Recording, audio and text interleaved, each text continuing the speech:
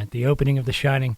So many good musical elements in The Shining. Some Maurice Ravel, some early French Impressionist music in this movie. This is Dr. J. I'm with Dr. Dan. This is the Movie Imaginarium. An episode now, we're going to move in a couple of different directions. I want to talk about The Shining a little bit.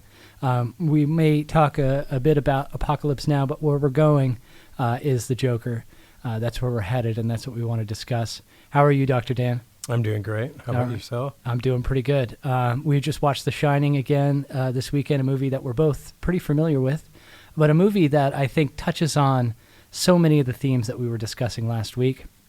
The lonely white male, the loneliness of liberalism, a place of privilege, but a place of material, all of your material desires being met and satiated, but an environment in which there is something terribly wrong, and there is something terribly alone about the space that you're in. So, The Shining is a portrait of an American family. In many ways. It's also a movie and a text that discusses a lot of the foundations of the American idea. I think there is something foundational about this film. It's a movie that takes place in the Overlook Hotel, and the Overlook Hotel itself is very symbolic of a number of really important meanings in the film. So let's talk about a couple of different issues. First of all, mise en scène is this French word, and it means objects in the scene. It's a film word. It talks about the objects that you see that are in the frame, right? Everything from the staircase in Double Indemnity when, the insurance salesman, Walter Neff, meets Phyllis Dietrichson for the first time. The actors themselves and their places in the frame. All of the objects, everything framed by the camera, the blocking of those actors, the composition of the scene, the lighting, the color. The Overlook Hotel itself in The Shining, I think, is one of the most powerful artifacts of mise en scène in American film history. It is a building that has its own force of personality, if you will. It is one of the most crucial characters in the movie, right? And this is talked about a little bit in that really stellar documentary, Room 237, which engages in a number of various different conspiracies and theories about the film. They talk about the power of the Overlook as something almost supernatural in and of itself, like outside of the story of the film. The power that it presents to the spectator, in other words, is a power that is so strongly and fundamentally unique and forceful and meaningful. It's active. It's definitely an active subject. Yes, it's an active subject, isn't it? And so this shows, I think, the power of mise en scène. How would you describe the Overlook Hotel, Dr. Dan? What are some of the first words that come to mind as you open up, you go into the front entrance, the foyer, and you start walking through some of the halls? Well, it has a cavernous, it's the stereotypical kind of ski lodge. Mm-hmm. It has various social rooms, the gold room, obviously the various levels of hotel rooms, has the massive kitchen area.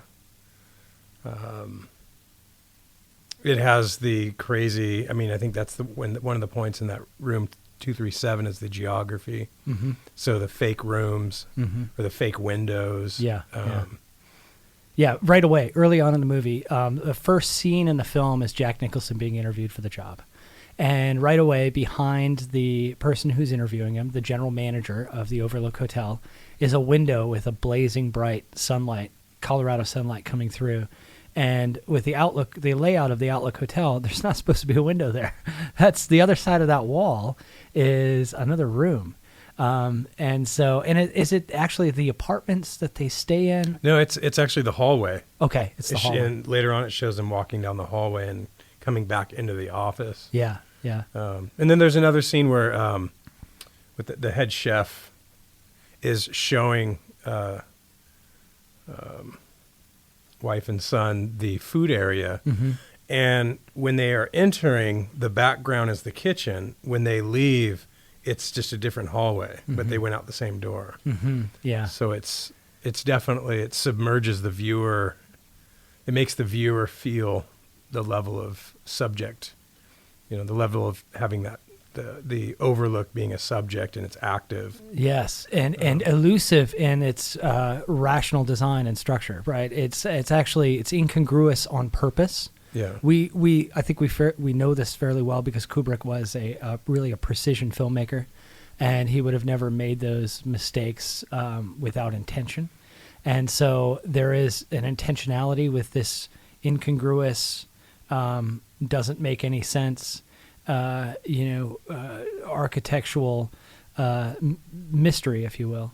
And I think I think that brings me to another question. How would you describe the Overlook? But then now, what kind of emotional power do you think the Overlook holds? And what sort of emotions are drawn out of us when we wander through this hotel? Certainly a sense of disorientation, I think, right?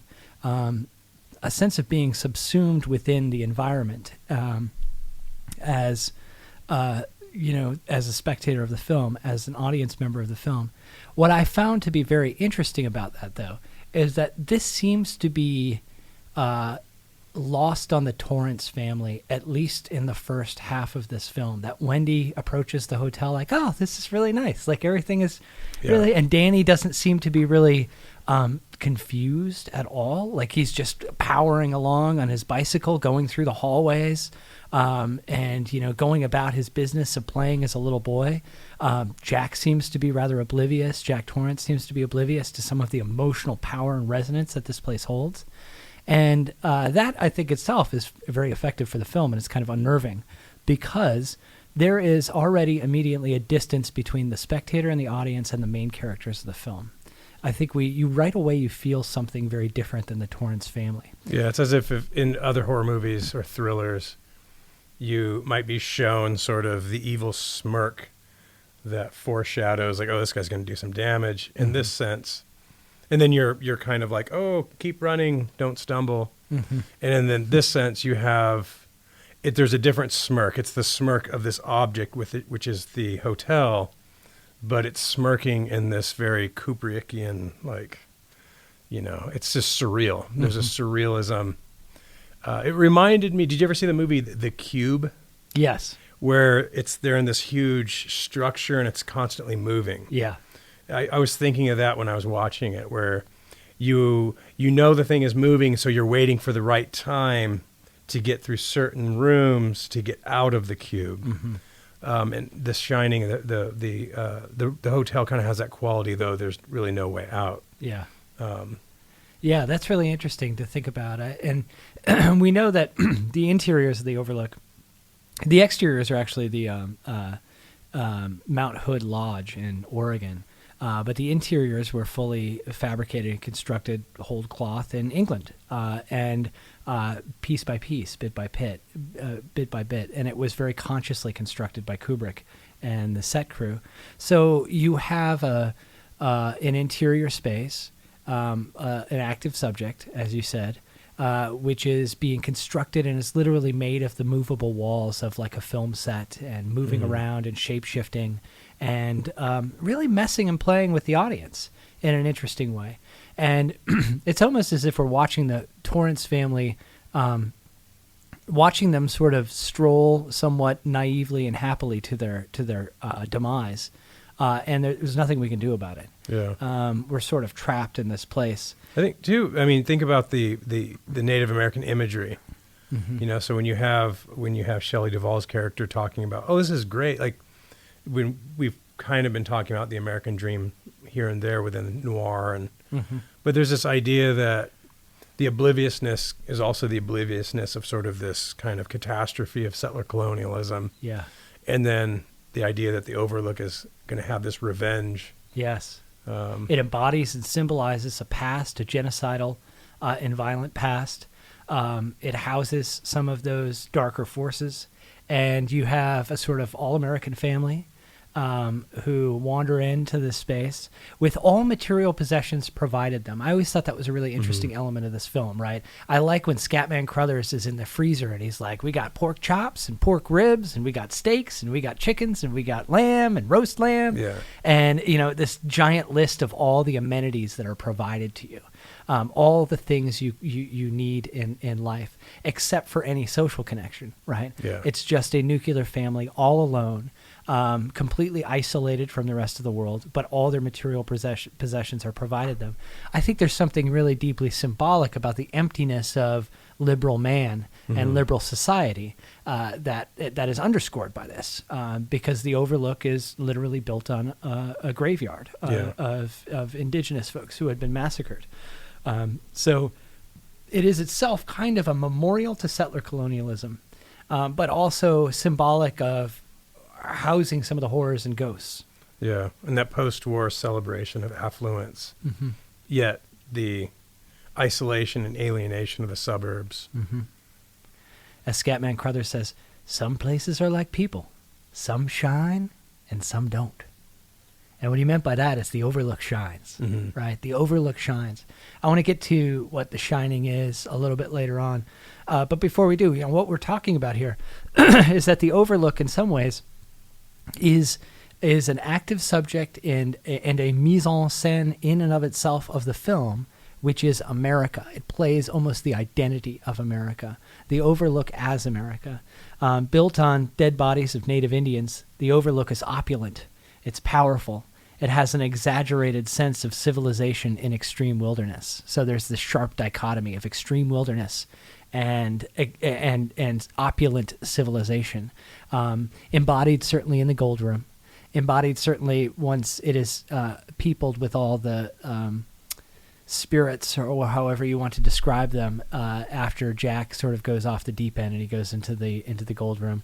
There's quite a soiree going on, right?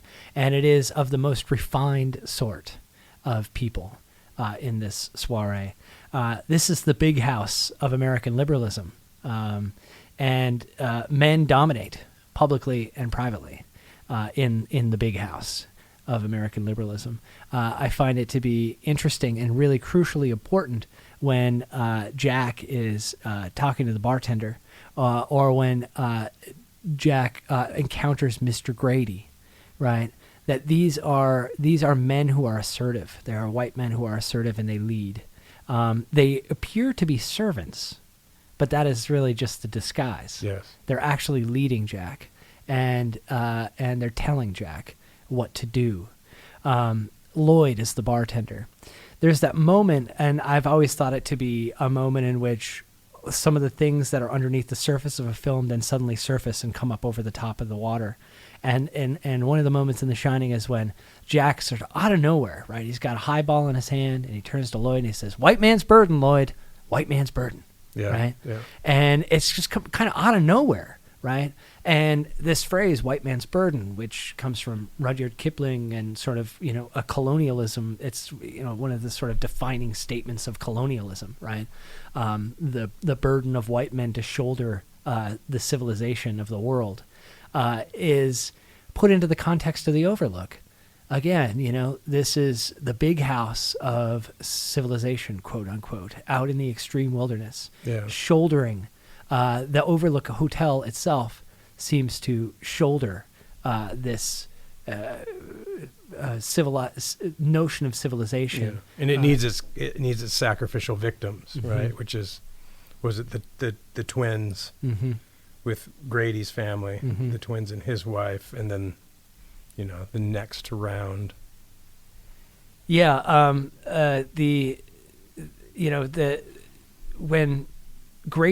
they go into that bathroom, right, and Grady is having a discussion with him, right, he spills a drink on Jack, brings him into the hotel. That's a really, really precisely shot sequence. I love what the camera does, going on one side or another, breaking the 45-degree rule and breaking a number of conventions of film, and the camera is sort of very starkly sort of catching this encounter that they have. Grady instructs Jack that it is a duty to correct children and wives, right? He describes it as a duty, and indicating that this kind of murderous rage that he himself had initiated, Jack is going to carry forward, right? And so this duty and this correction signifies a sense of both the Overlook as an oppressive force in which these horrors take place, but one in which they're articulated again and again and again, sort of on repeat in a way. Is that your take about that sequence? Yeah, I would say that's, he does that on purpose, takes them back, gives them a talking to. And then there's that weird, again, the shape shifting, because where they're standing in the bathroom, right? Because they walk into the hallway out of the hall, and they turn right, go through a door, and then it cuts to the bathroom where they go through the door, and then they come back out, and they're actually standing where Lloyd was standing. Yeah, at the bar. So it's the spirit manifesting in Grady now instructing Jack, right, to correct. Mm-hmm. Yeah. Let me go back to an earlier scene in the film as well. I love that shot. I think it's really important for the meaning of the film, where the model of the maze and the hedge maze, the labyrinth outside, the model of it is inside. And Jack, as the father figure, has this sort of omniscient patriarchal gaze, if you will, looking over the model. He's inside the house. He's wearing a sweater, a turtleneck sweater. I think he has a cup of coffee in his hand or something. And he's looking at the model, and he's looking down, and the camera gets lower and lower and starts going into the model. And as it gets close enough, we suddenly realize that there are two figures in the center of the hedge maze. And as the camera gets lower, we find out that that's in fact Wendy and Danny. So he's viewing them from above in this sense. I find this to be very interesting, this kind of patriarchal gaze on the hedge maze, because first of all, I think there is an auteur element to it. It is almost as if Kubrick is standing over in order to see the picture and to control the picture. So it's from the position of a director. It's also, of course, really crucial for the themes that are developing in the film with regards to Jack and his family. It's also somewhat ironic because here he has this maze, this model maze that he can study and observe to figure out how to get out, how to get in and then get out. And of course, as we know, that becomes his demise, right? Yeah. He is killed because he does not know. He never paid attention to it. He didn't pay attention to it. Yeah. He was gazing at the sort of power structures, the small figurines that are his family, but not paying attention to the environment and the conditions around which his wife and children are in. And I find that to be really important for the film in a number of ways. Can we talk a little historical context here? We've been working through the late 60s and the 1970s. And the 1970s is an era in which this phrase identity politics emerges. It's a phrase which, a decade and an era in which, as we discussed before, for the first time, white men are having to compete with others on a roughly equal playing field. Legislatively equal. Yes, yeah, in a political sense. And that there is a great deal of anxiety over this. And, the idea that you empower oppressed peoples through conscious raising, through giving a voice to their oppression, and to argue for a politics of emancipation and empowerment based on one's own experiences is a whole other language for most white men who never saw themselves as oppressed or needed to be empowered. Yeah, their whole identity is based on the subjugation of others. Yes. Yeah, and there's a lot of crucial social change being formulated politically in the 1970s as well. It was a decade of massive economic upheaval. You think about the gas and energy crises and scares. There's increased competition from Europe and Japan in terms of the global economy. The decline of American unions began really at this point in time and become much more exacerbated in the 1980s, but they're already sort of eroding, and there's this concern that global economic competition is going to have real effects back home. And this leads to sort of increased unemployment, stagnation in American male incomes in particular, fears of inflation. I think all of these things weigh on a generation that had expected to be positioned such that single income households would continue to be the norm, and that men would continue to be the breadwinners of a family, right? But this all begins to break down, I think, and in particular from the perception of white males at the time. Some of the It's all over 70s film. It's subtle. Yeah. Sometimes not subtle, but Yeah. I think it's buried in other anxieties, but that underlying sense is, the 350-year monopoly on power is over. It's coming to a close. Yeah, so from Harry Call in The Conversation to Travis Bickle in The Taxi Driver to Jack Torrance in The Shining, I think we have here almost a trajectory itself, but also what one might say 3 archetypical characters of a white male identity. You have Harry Call, who is a professional and a loner, right, and can't emotionally connect to other people. You have Travis Bickle, who is filled with working class anxieties, former veteran, and is also alone, but I think there's this desperate desire for emotional connection and to reach out to people that he just doesn't get because he doesn't know how to operate in society, be it Betsy or be it Iris or others. He wants a connection but is unable to do so.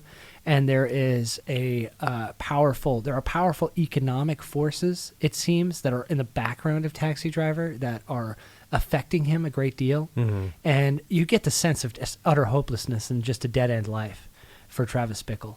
And then, thirdly, Jack Torrance, who is the prototypical family man, right? A nuclear family structure, tightly bound and wound into one another, and in fact then isolated, alone, compartmentalized, and taken away from society itself. So separated and removed from any potential social connections. Almost right away, I get the sense of that in The Shining. Now, the opening sequence, of course, he's being interviewed, but very quickly we are taken back to the title credits and the actual opening sequence of the film, which is the car driving through the mountains, right? We're taken back to that moment, and we have this tight frame of the camera where Jack and Danny and Wendy are in this little car, and they're having a conversation, and the conversation goes to the Donner Party and humans eating other humans, which is great. And but what I get out of that scene is that visually, the symbolism of the meaning of that frame is that they're all kind of tightly pushed in together, and they're in this together, and they're alone to the rest of the world. Yeah, it's their covered wagon. Yeah. Yeah. Yep, exactly. Out into the wilderness. So now, one thing that's, I think, connected to this particular sort of white male anxiety that threads through a lot of these 1970s films is the fear of demasculinization, right? That with all of these external forces, be they economic, be they social, identity politics, et cetera, they're forces out of their control, and there are forces that are effectively sucking the masculinity right out of men, and they're no longer, if they cannot provide for their family in these economic conditions, if they are no longer considered privileged in a social sense, et cetera, there's this sense of the threat of manliness, to use the what's that book? Harvey. He's at Harvard. He's a philosopher. Wrote a book called Manliness in the early 2000s. Harvey Mansfield. That our manliness has been lost and has been sucked out of us.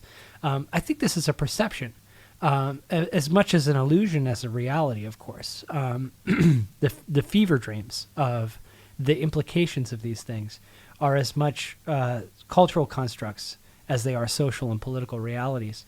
Do you feel that way as well? I mean, is that what makes them so compatible for film, as film subjects? Yeah, I mean, I think it's just, it hits at the gut level, the ontology, the libidinal.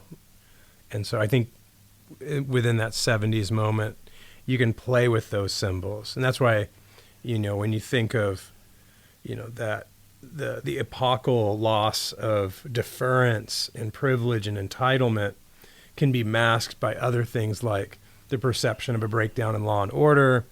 Think Network with what's her the Faye Dunaway. Faye Dunaway's character, like unbelievable, right? Yeah. But she represents the future via the second wave feminism. Yeah. So for men, it's powerful, ruthless. Yes. She's got balls. I think she says that in the film several times. Like, you got to have balls. Yeah. So it's just man like up. it's just all absolute night. And what if you cannot dominate women, or if you cannot, as a white man, if you can't dominate women or people of color, then what is your masculinity? Because masculinity can only exist within real life contexts. And if real life contexts are shaped by laws, customs, and sort of the way things work for 350 years, the moment that's legislated away, how do you define yourself through this thing called masculinity if masculinity was always based on the subjugation of others? So I think you can show that in more subtle,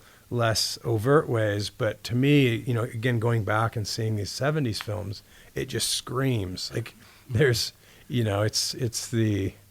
it reminds me of what by the 90s, it's the white men are the most oppressed group in the country, right? It's a sort of, it begins in the 70s on a more gut level reaction to this ontological shift. But, and I think you weeks ago, you told me a good story about Shelley Duvall. Yeah. And the way she becomes an actress, but she shows up in these films. Yeah. And I can't believe that Kubrick didn't just randomly pick her. Yeah. Because there was another quote. I read something, Stephen King, I saw a tiny little quote from a few years ago where he said that, it was a very misogynist movie, this and that.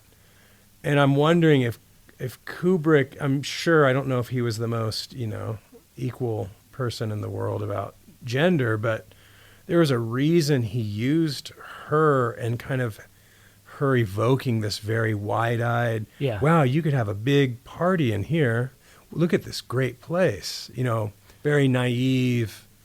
A genuine innocence to Shelley Duvall, and almost also like she carried with her a genuine sort of victimization, because she was victimized by an industry that she really didn't choose to be a part of at all. The story that I was telling you is her discovery by Robert Altman. Now, Altman was making a movie called Brewster McCloud about a kid who flies in the Astrodome, a very strange movie with Bud Cort, who's the young man in Harold and Maude. He was in a restaurant in Houston filming this movie, and Shelley Duvall was their waiter, was their server at this restaurant, and he just couldn't take his eyes off her. He kept watching her, looking at her, and he turns to his producer and he says, "That is my olive oil right there." Robert Altman had always wanted to make Popeye from his time as a television director before he broke into motion pictures in Hollywood. He was a TV director, and he'd always wanted to make Popeye. And Shelley Duvall is, of course, the perfect olive oil in a way. But he was struck by her frail and fragile disposition, but a kind of genuine, almost hokey-ish sort of, enthusiasm. Enthusiasm, kind of, like a classic kind of middle America, like, kindness and openness and everything's okay. But also had that, what's the picture with the old couple with the pitchfork? Yes, yeah, American Gothic. Yeah. Almost this austere and post-war stern American Gothic. Yeah. I mean, so she's got this remarkable face that is at times skeletal and almost itself scary in a sense. A face that has these really sad eyes, but contrasted with the kindness that she always exudes. And so she never really wanted to be an actor in Hollywood. That was not her goal. She just happened to be working at a restaurant and was kind of forced into this. And I think it actually works for a lot of her characters. You get the sense, you see Shelley Duvall's roles in film, it's almost as like every single one, she's kind of being forced onto the stage and given a script and be like, okay, you're an actor now, right? And she, I think she had an incredible knack of because some actors just have a natural touch, and I think that she does have that. So she's not a bad actor. No. But she does carry this weird reluctance of like, I'm not supposed to be here. Like, this is not actually what I wanted to do. and I think it works really well. She's in Brewster McCloud. She shows up in one of my favorite Robert Altman movies, Three Women, which Nashville. is in Nashville. She's in that, but she's so good in Three Women, and that's her and Sissy Spacek. And they meet they share a hotel room together. They live together. They become roommates, and that's just a stellar film. But she's, of course, absolutely terrific in The Shining, and very famously brutalized by Stanley Kubrick. Some of the most takes in film history are the sequences that she did with Stanley. He was awful to her. There are clips from the making of The Shining, that documentary. I don't know if you've seen it, where he's like screaming and yelling at her, telling her to get off the set. He really did not. He really gave Shelley Duvall a very, very difficult experience. She was in tears much of the time. He just, I think part of the approach was that he wanted to victimize this woman and terrorize this woman, because he wanted her to feel it as Wendy would feel it. But I think that there was also just a general sort of, Stanley Kubrick was not an actor's director, and he required a fairly high degree of precision on the set. He was a precise photographer, filmmaker. He needed that. And, a little bit like Hitchcock, actually. Hitchcock was famously hated method actors. And Hitchcock wanted everything to be what was in the script, and he wants you to do it exactly like he wants you to do it. And sometimes he wouldn't even tell you how. He would just say, "Cut. That's not correct. Do it again." And an actor who, maybe a method actor or more of an actor's director, or director will pull him aside and maybe even mimic it, right? And be like, "I want you to say it like this, and give me this kind of feeling. I want you to, do this." Hitchcock wasn't that. He was sort of cold and distant. And Stanley could be a little bit like that. Not as much as Hitch, but, he was he was certainly not one of these really sort of enthused and overly emotional directors who are trying to get actors to be inspired and do all of these sorts of things. And I think he was just really annoyed by Shelley Duvall, and it was hard to sort of control her, maybe partly because she wasn't the most experienced actor, and it made for a difficult collaboration with Jack Nicholson. Of course, Kubrick didn't touch him. I mean, he just let him be Jack Nicholson, and they never had any real disagreements. Much of Jack Nicholson's shots, when it's just him alone, they were done in 1 or 2 or 3 takes, and that was it. It was smooth sailing with Jack Nicholson. I think that kind of makes sense, though, because I've always saw Jack Torrance's character in The Shining as a Jack Nicholson character. Like, I think Jack Nicholson is just playing himself. Yeah. He has a tendency to do that anyway. Yeah, well, there's that, from Room 237, when one of the critics says Kubrick was bored making movies. Yeah.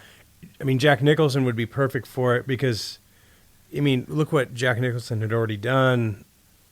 What else are you going to do as Jack Nicholson? So why not put him in this position of slowly going insane, and letting him go off? Yeah. And I think that some of the best part. I'm laughing during The Shining. Like, I remember I saw it at the Red Vic on Haight Street in the late '90s.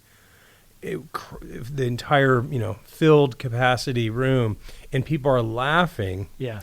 Because of just his performance and the stuff he's doing when he's following her with when she has the bat and she's backing her way up, and he's just making he's sticking his tongue out. Yeah, it's really hilarious at that moment. I mean, it's scary, but it's also, Jack Nicholson's performance is so over the top.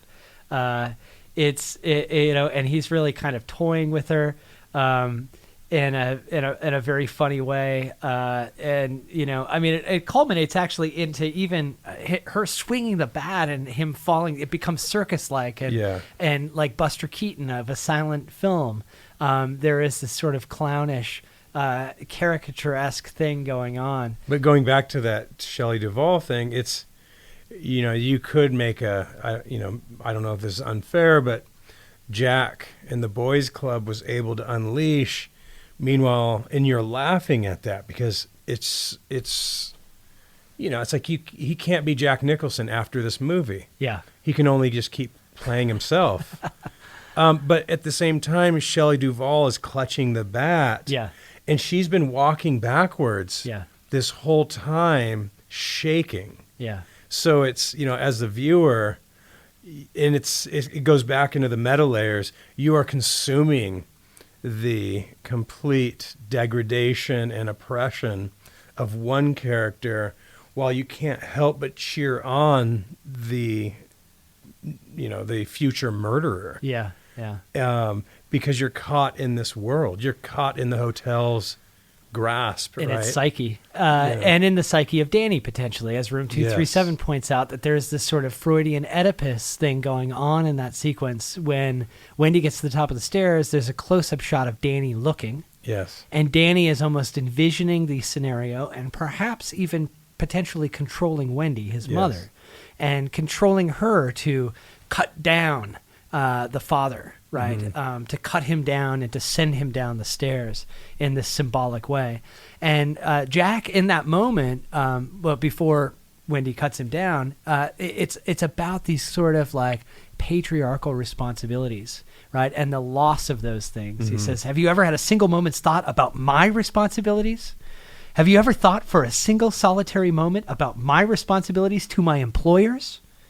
Has it ever occurred to you that I have agreed to look after the Overlook Hotel until May the 1st?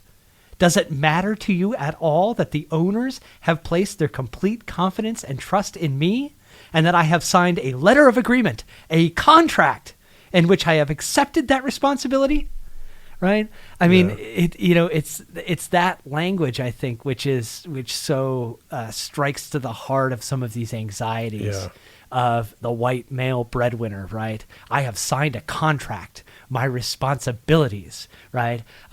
Because Danny has to go to the hospital, right? I think Danny has to go to the hospital. Then as you go up the steps, then she says, well, I need to think about this. And then he literally just goes to town on sort of the quote, the women's response to those sorts of charges, where it doesn't matter what your feelings are. I am the sole breadwinner here, and you basically need to be subservient and follow my lead, and not have some sort of agency within this. So it's just, that scene. So he lashes out and he's like, there you go again with this, right? Yes. And that's the moment we cut to Danny and the close-up, and their voices are still heard, but they're muffled and insulated as though Danny is listening to them from another room. Yeah. I get that. I've always got that was the case diegetically. But Room 237, the documentary, sort of points to a different direction. That Danny's inside the head of Wendy, actually. Yeah. And that's where he's hearing the muffled voices. He's not in another room like so many of us as kids growing up. Your parents are fighting. You're in another room listening to them argue and fight, and you have this feeling of like hopelessness and insecurity. As a kid, that's what I always felt like was going on in that film. But I think, Room 237 points in a different direction. That there's something. And he's actually, the other part is he was allowing her to walk backwards. Yeah. Because she can't take her eyes off Jack, but she walks across the room because there's two ways to go up the stairs. Mm-hmm. And she cuts across to the far stair, and then that buys her time because as she goes up, he has to come back around. And then she backs up that long, the long sort of extended staircase. Yeah, baiting him. Yeah. Right. Roping him in. Yeah. Up to the stairs, to the top of the stairs, so that he could go down. And I like the idea, broadly speaking, that Room 237 talks about a few different times, that Danny is actually much more of a ruthless figure and malicious figure in this movie than appearances may suggest. Yeah, which then goes back to, we'll get to that with Apocalypse Now, but it goes back to this kind of, like that quote from Kurtz, crawling, slithering along the edge of a straight razor and surviving. Yeah. The idea that The Shining and Danny, it's purely about survival. So whatever it takes to survive, he's going to negotiate that up the stairs and then strike out. Whatever it takes to survive, right? And Danny as a powerful ability, and it's called The Shining. And some people shine and some people don't. And what is The Shining? Very quickly before we move on to some of these other films. Well, I can offer one interpretation of The Shining, and that is that I think consistent with the film, The Shining, which are sort of visions, if you will, like psychic feelings about what's going to happen and what's going to take foreshadowings of the future.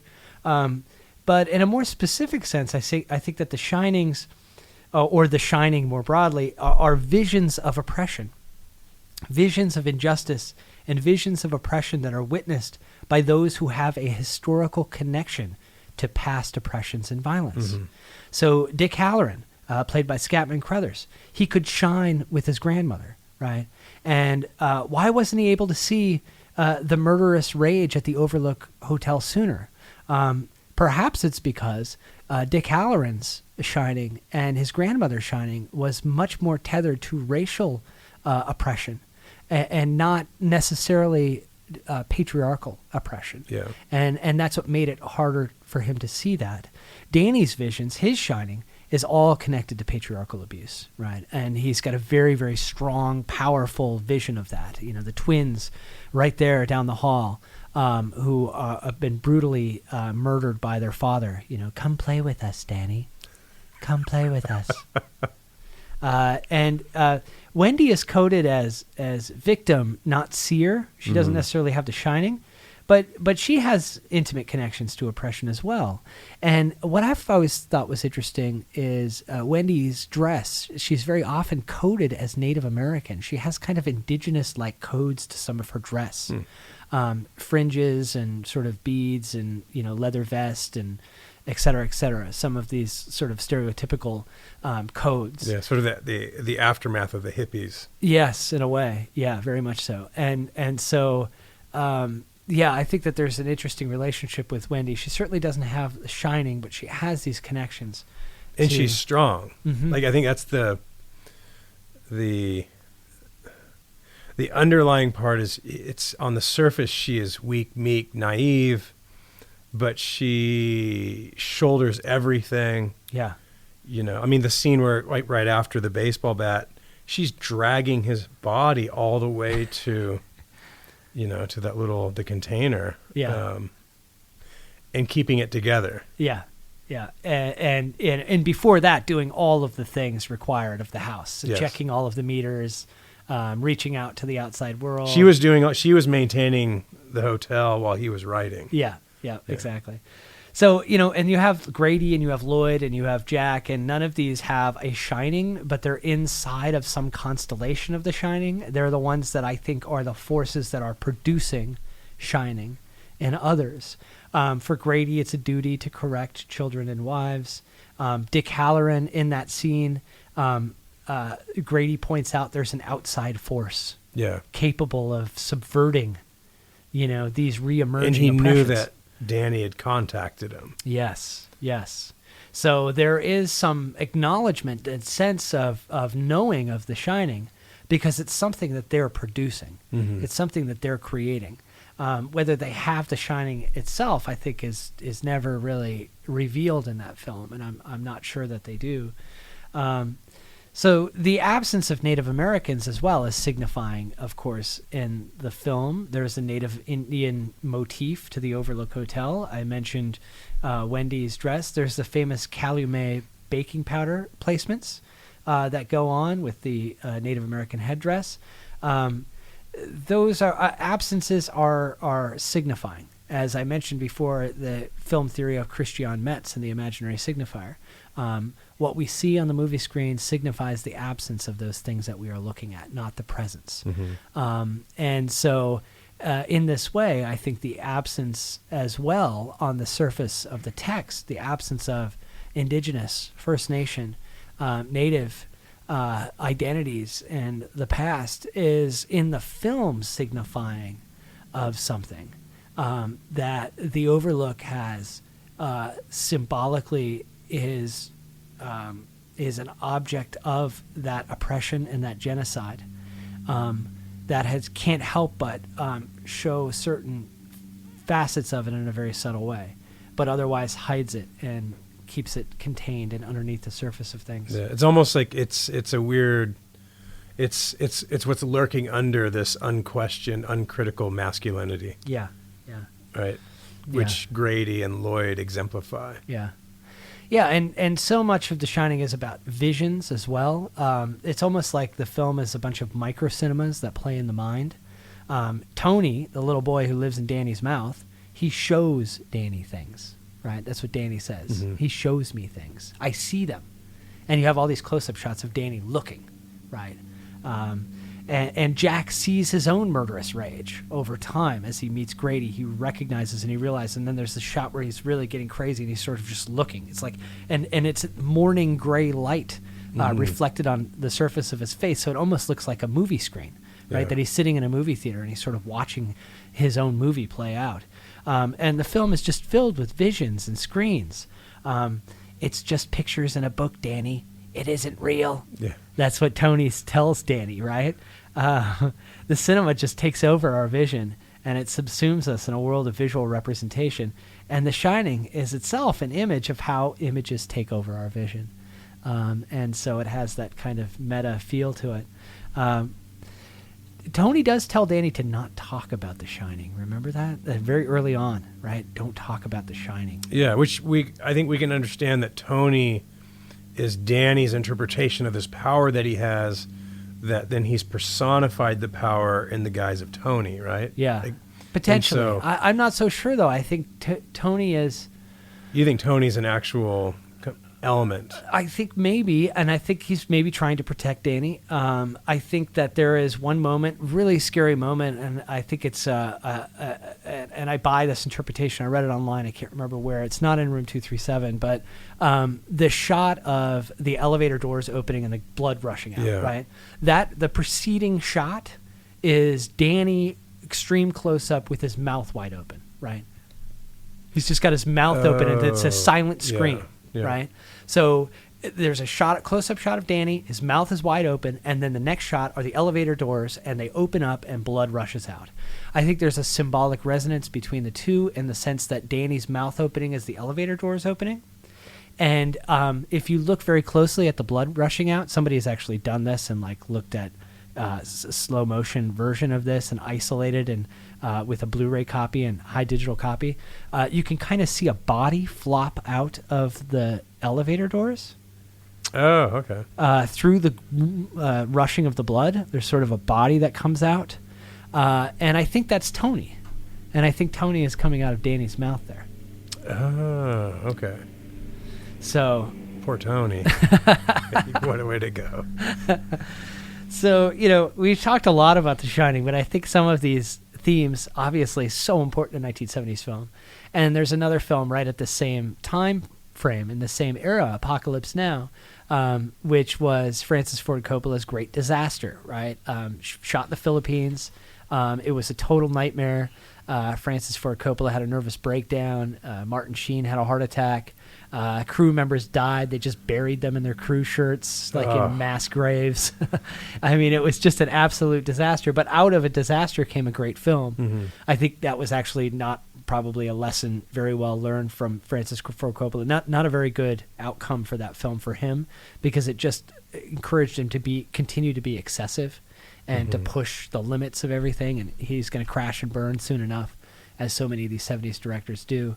But do you see resonances here between Apocalypse Now and some of these other movies that we've been talking about? Think of, the opening scene with, I keep wanting to say Charlie. Martin Sheen is alone, hotel room. Yeah, it's a taxi drunk. driver shot. Yep. Yeah, it's just... And I've seen this a million times, but I didn't realize how well that Doors song, The End, fits, because it comes in at the end as well. Yeah. And thinking about even, the significance of Jim Morrison's voice, again, embodying a pre-1970s, very lonesome, lonely in his insanity, right? Yeah. Stuck within the mindset of Jim Morrison, who the only way out is, right, ODing in a bathtub in Paris. But yeah, I think, it's Martin Sheen is outside of society. He's, it's almost like the cowboy, but he's also embodying, the human who has gone so far. The only thing that gives him meaning in his life are these missions where he assassinates people. Right? Remember, he said he went back, got a divorce, and then came back to Vietnam. Yeah. Because it was the only place he could be himself and sort of participate in this murder. Yeah. Yeah, I mean, I think some of the things that connected, the Conversation, Taxi Driver, The Shining, and Apocalypse Now are all journeys into madness by white male protagonists. And some of those journeys into madness, I think, like The Shining and Apocalypse Now even more in particular, are films that in some ways that journey is also a return to a state of nature, a place prior to civilization and prior to society, developed society, in which all of these different complex, the thicknesses of our social world are stripped away. Yeah. And there's nothing much left at all. Yeah, I wrote down authenticity and truth. Mm-hmm. Like, what is authenticity and what is truth? If, again, it's at Colonel Kurtz, I watched a snail crawl along the edge of a straight razor. That's my dream. That's my nightmare. Crawling, slithering along the edge of a straight razor and surviving. Just that completely raw. And later on, I think there's another quote in here that plays that up, this kind of literal return to being, I always think of, I think in Platoon, one of the lines was something like, Full Metal Jacket, Kubrick, when he says, one of the guys is saying, like, we're in Vietnam, we're jolly green giants, one day this is going to end. And it's that, and what's his name? Surfer guy. He talks about that one day this war is going to end. Uh-huh. And to me, there's just this, the fear and the horror of Vietnam, but then the empowerment of being able to subjugate outside the boundaries of civilization and returning to that primordial, complete, like you strip the bodies of everything and lay it out in display. And it's, yeah, there's this sort of, powerfully latent desire for the primal, and especially in a secularized liberal civil society. Michael Rogan has talked about this eloquently with regards to Indian genocide in the American experience, that white men in particular sort of had a primal desire and romanticization for the Indians' connection to the land and to earth, which of liberal man, individual, propertied, and through property freedom, is an isolating experience of being alone and onto oneself, without the sort of the situated social fabric that is well rooted to the earth and the ground and the environment and all of these things.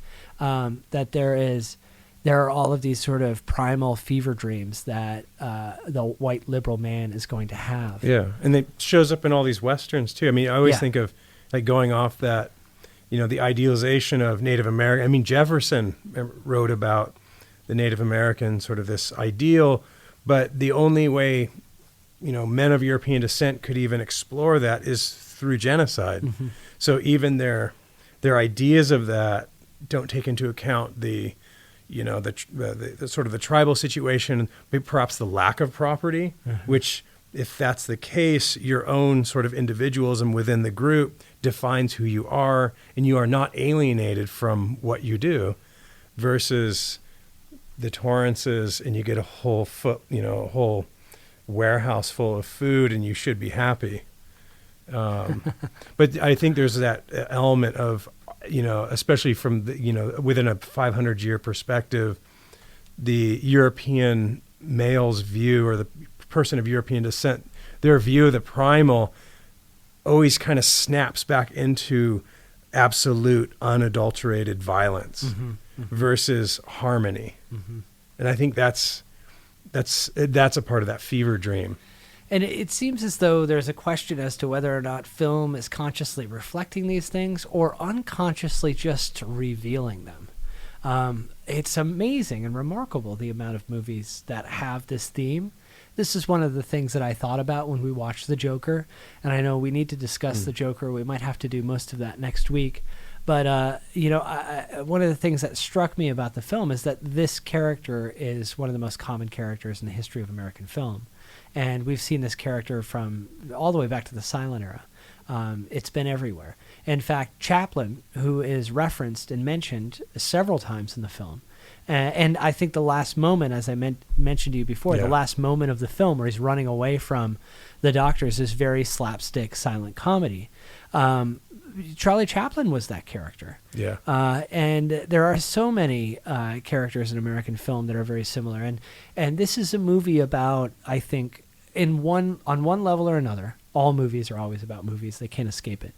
But this movie is about Hollywood film's depiction of a particular kind of male protagonist in some ways. And perhaps that's, I'm fascinated by these responses because if you look at Michael Moore's sort of positive, I think he even says that, where he says, it affects you because we're standing right there beside him. Mm-hmm. So he even acknowledges the fact that, yes, this is a tired trope, but yeah. Yeah, and I think that's where the negative reviews come from. The negative reviews come from this place in which the movie didn't do anything unique or different, and therefore it should be discarded because of that. I'm not so sure a movie always has to do unique things. It can play on the same themes and still be meaningful on one level or another. But I certainly am sensitive to that criticism, and I'm aware of that. The movie did not strike me as something that presented anything that I hadn't ever really encountered, and in fact, dozens of American films before. The beginning sequences of the film, because I had watched the trailer, were well known to me. I knew exactly what was going to happen. There were very few surprises. Now, I'm not a huge fan of plot twists and big surprises anyway, so that didn't really faze me or bothered me. But I am fascinated and interested by movies that are box office successes that the critics tend to discard as tired tropes, predictable, et cetera, et cetera. A movie that comes to mind, not a particularly good movie in my opinion, but the Coen Brothers' True Grit. The reviews for that were really lukewarm. People were like, whatever. It's actually a movie that was very quickly forgotten. But it did phenomenally well at the box office.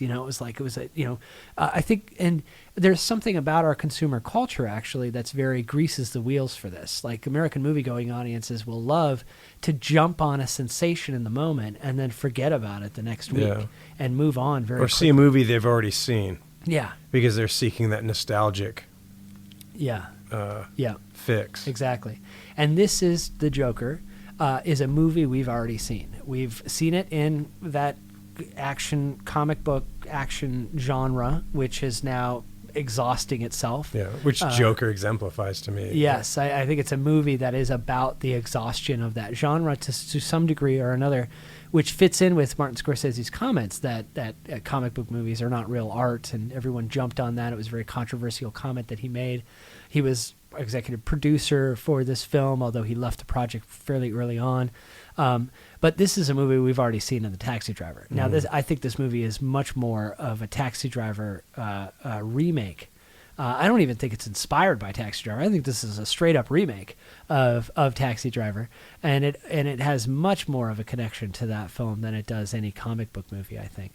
I mean, the sequences where Joaquin Phoenix has this somewhat grotesque and muscular frame, which is very indicative of Travis Bickle's frame, right? When he's doing the pull-ups and he doesn't have a shirt on, he's wearing jeans and he's in his apartment. And they're both sitting on a chair without a shirt on in their jeans with a gun in their hand and pointing the gun at a TV. And the TV has a black kid, a young black man on the TV.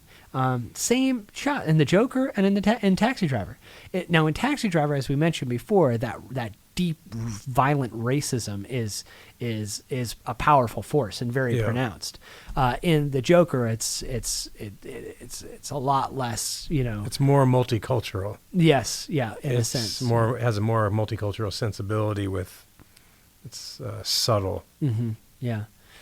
So we've discussed this before a little bit. I mean, the film is obviously playing upon the notion that what you are seeing is a delusion and not real. As I think all movies are about movies on this level, this meta cinematic level, every movie is about movies. I also think that no movie can ever escape that tension. There is always a radical instability. Every film text of what am I seeing? Am I seeing somebody's dream? A movie can always be taken away from you. Yeah. Any movie. Watch any movie. Think of any movie you can, and then have the last shot be it was all a dream. Somebody wakes up on a couch, and so the movie can always be stolen from you. And there's this radical instability that it's just a delusional space. Now, hilariously, it's actually true. It is a delusion. It's cinema is lies. They're lying about even things moving around. They're not even moving pictures. It's just photographs put up one after another, and it gives you the illusion of movement. So it's always toying with you, but this movie is doing it obviously a much more conscious way. And so it becomes a process of working through the movie and trying to figure out what's the delusion and what's real to the diegetic world and what he's actually experiencing. I think some of the weakest elements of the film is when it's feeding the audience a little too much this was a delusion. This was... I think I mentioned to you before, a weak shot that I thought anyway. He sits down in bed with his mother and they watch the Murray Franklin show. And then he has the moment where he's in the show and he goes up on stage and Murray Franklin, gives him a hug and says, that was great. We didn't need the shot returning back to that apartment.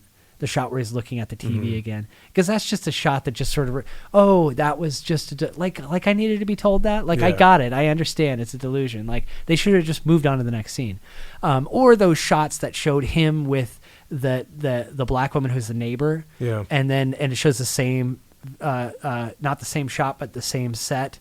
And she's gone, and it's like the movie's telling, oh, did you not know that, audience? So make sure that we are clear. I don't like what movies do. I like ambiguity in movies, and I think they could have gotten rid of all of those, because I was under no pretense at all that that neighbor woman really was interested in him. I knew from the very beginning that was a delusion. Yeah, it was almost like, oh, come on, where's this going now? Yeah. And then, it's just, So, I think they should have done it, just left it more ambiguous and left it just in a sea of, flotsam of what's real and what's not. And you have no idea, and you're just throwing a bunch of this stuff.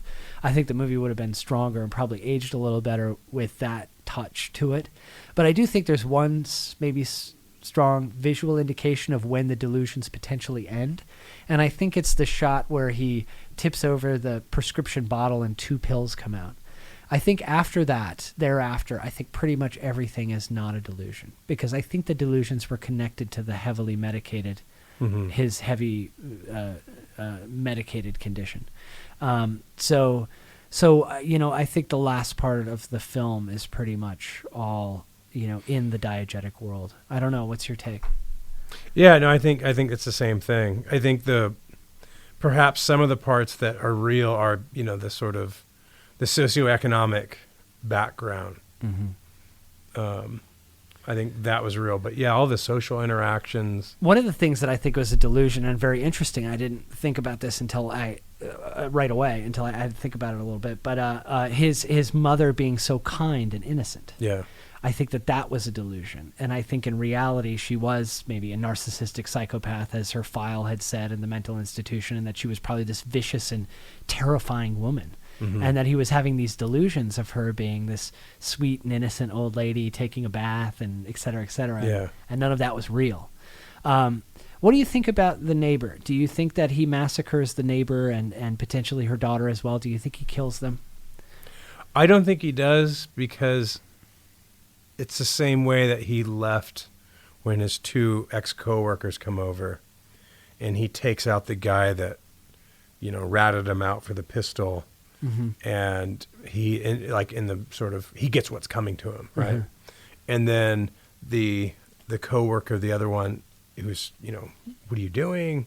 He lets him go. Yeah. And I think that's a part of, if they're trying to create the origin story of the Joker, perhaps within this stage, there are some people that deserve violence and others don't. Yeah. But what do you think? I think he does, and I think that I think it's a weakness of the film that, although I like ambiguity, I think that the director potentially and the screenwriter or screenwriters potentially, not that I care about what their intentions are in the movie, but I think they potentially were afraid of going too far there, and too far into that Travis Bickle-like territory. Yeah. Because Travis Bickle and the taxi driver, he gets angry with Betsy, right? You're just like one of them, right? Yeah. Now, he takes out his violence on the men around her, which is a sort of classic male thing to do. But he exhibits a great deal of potential violence and rage directed at her. And I think that there was the potential for that in this film. And I guess I'm not really making a qualitative argument as to whether or not that would make the movie better or worse or anything, but I think it would would bring a visceral power and meaning to the film that would have made us struggle a little bit more, because I do think that the Joker character is perhaps a little too sympathetic. And I think that there was an opportunity for the film to really challenge us in a very, very deep way. This calls to mind Wolf of Wall Street, Martin Scorsese's film, which I think one of the things that Scorsese was doing in Wolf of Wall Street was getting the audience to laugh and like these two guys and be like, these guys are great. Like, this is lots of fun. Yeah. And then at the end of the movie, like, things get pretty horrific. Like, he literally like rapes his wife, and it's like, these are not good people. And Scorsese kind of forces the audience to come to terms with that. He's like, well, you were enjoying yourself, weren't you? You liked them, didn't you? Now what's wrong, right? And I think, and that's the feeling that I get that you go through with regards to capitalism in Wolf of Wall Street. It's all fun and games until something horribly wrong happens. And so I think that there could have been more direct challenges to that in the Joker. I think that there could, and I think that was the opportunity, because he shows up at her apartment in the middle of the night, and he's got this murderous rage look on his face, and that was the opportunity there for the character and our understanding of the character to go to a really dark place, and take out his anger and rage and violence on the world, which seems to be at the heart of some of the cultural resonance with this film in the moment, in our 2019 world, which is that we've got a mass shooting phenomenon. We've got these individuals who feel lonely and isolated and misunderstood, and perhaps like betas living in an alpha world or whatever it might be, and they're committing spectatorial and public acts of violence that are expressing all of those inner forms of rage. Yeah. And it's the performative element which is really important. Yeah, and it's funny because it's going back to the primal. Yes. It's going back to the Kurtz. Yeah. Yeah. That I guess that scene where he talks about going into the jungle and they inoculated all the kids and then they left, and when they came back, all the arms were cut off. Yeah. And that was the moment that he was impressed, because these are men with families, and they had such discipline that they cut off all the arms of these kids. Yeah. And that was the point. That's the snail on the razor's edge in surviving. Yeah. Can you engage in that level of violence? Yeah.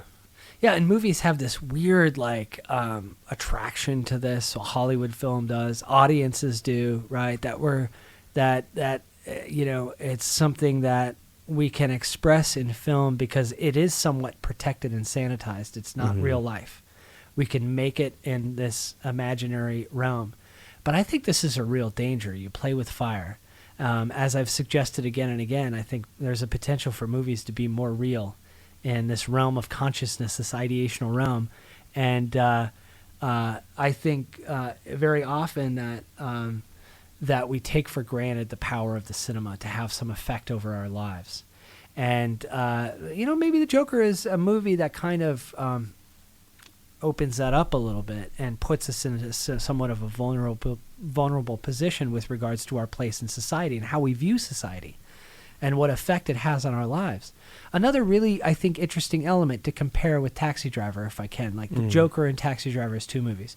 Taxi Driver has lots of narration, voiceover narration, and thick descriptions of the experience of things because Travis Bickle is reading his diary to us. Okay? In the Joker, there's no voiceover narration, and the movie is much quieter in this respect. There's not a kind of thick description of the motivating forces and what is going on in his head. In fact, sometimes all we have is some kind of uncontrollable laugh, which is probably like one of the most irrational expressions you could imagine in a film, is somebody with a condition in which they just simply laugh and they can't do anything about it. And the whole story kind of gets derailed. The film itself is like derailed by these fits of laughter. And I find that to be a very interesting distinction. Another really important distinction between the two is that Taxi Driver's universe of moral and urban decay is very real to New York City at that time. It was something that New Yorkers in 1976 were experiencing, feeling, and talking about. So the movie reflected something that was in our physical world at that time. The Joker is a historical piece, right? Set in 1981. And that world of urban decay is not really the world that we see.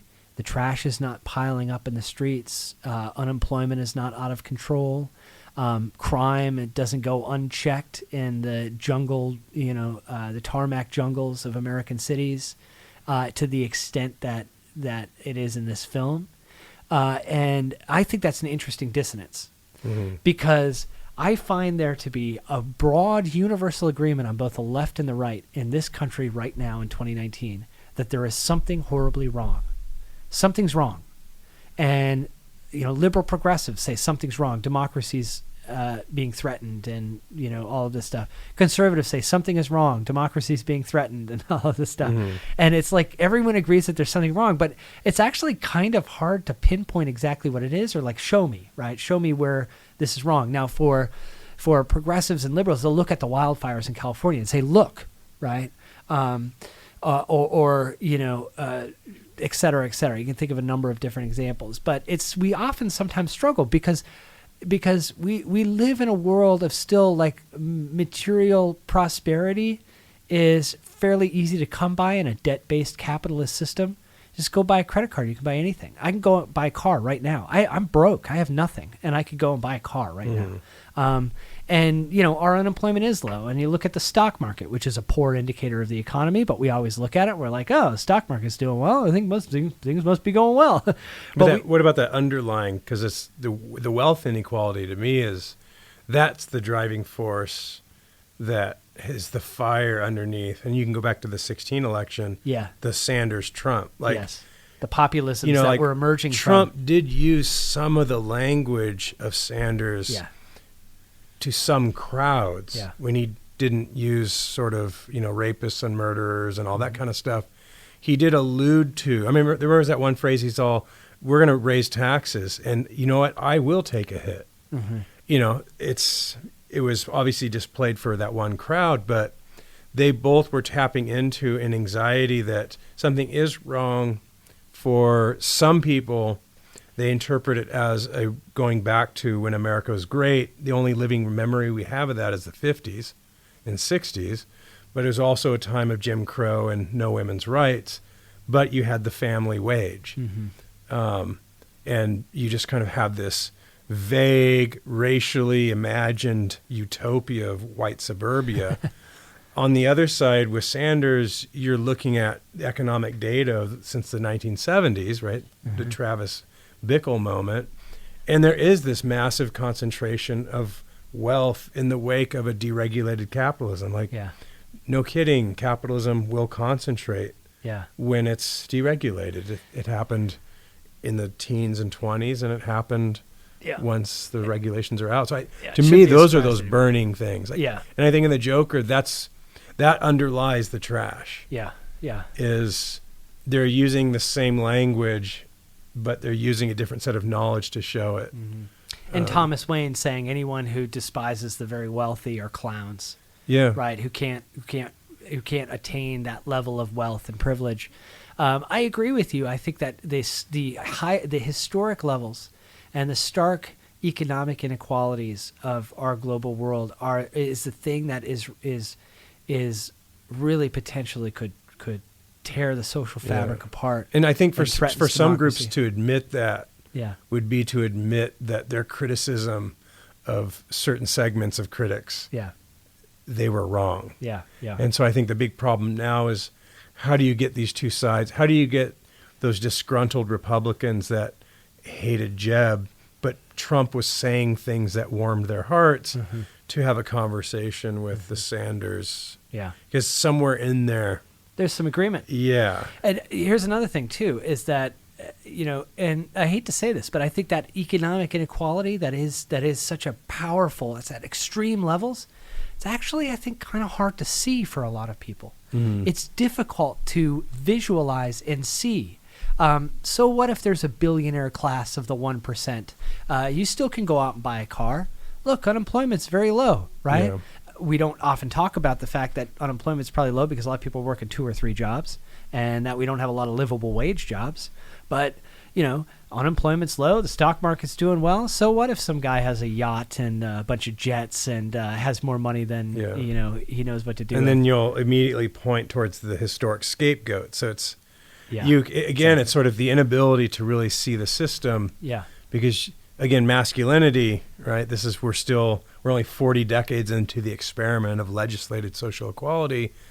Your masculinity doesn't want to admit that perhaps the system is skewed against you. You don't want to sit there and say that wages for the demographic I belong to, like a blue collar, working class demographic, the wages have stagnated or gone down 5% since the 1980s. Like, to admit that is to admit that, one, you've been fooled, right? And it's funny, the Joker, right?